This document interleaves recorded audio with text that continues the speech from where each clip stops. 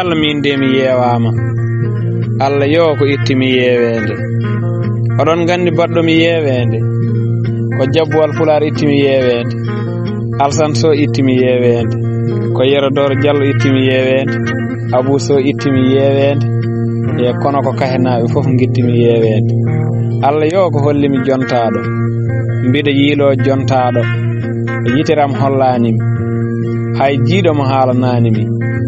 hay koode mi namnima joni heddi ko timoɓe ngara ballami yiilademo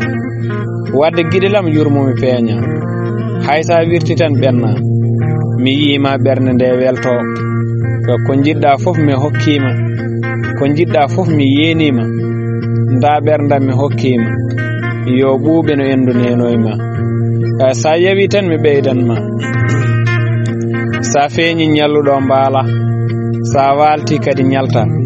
sa ñalti kadi mbalta ɓerde keppanima kaɓanima ɓerde fof gonti beɗon Allah ina gabbi piinde urgol ma ɓerdam artuga pofta o towi wona fedde men ay so daki ɓerde tan fandi e kono gilli ko peccaɗi a heewi guita me ɓerdam a wonti bildi miijojam ha yo lewru men feeñi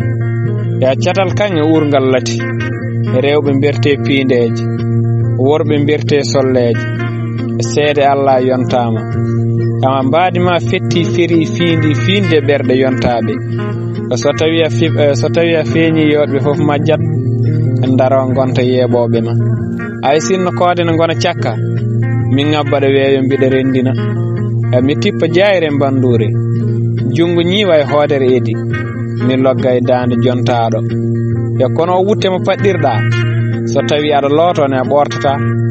jikku moƴƴo e neɗɗago ya taare maɗa jontaɗo ngo mooso e ngal jaɓɓal wicci yooɗi yeeɓama ya ngari yooɗi ñembama so tawi jemmagu ngu jengi ko an tan hoɗe ɓerdam hay goota rendani de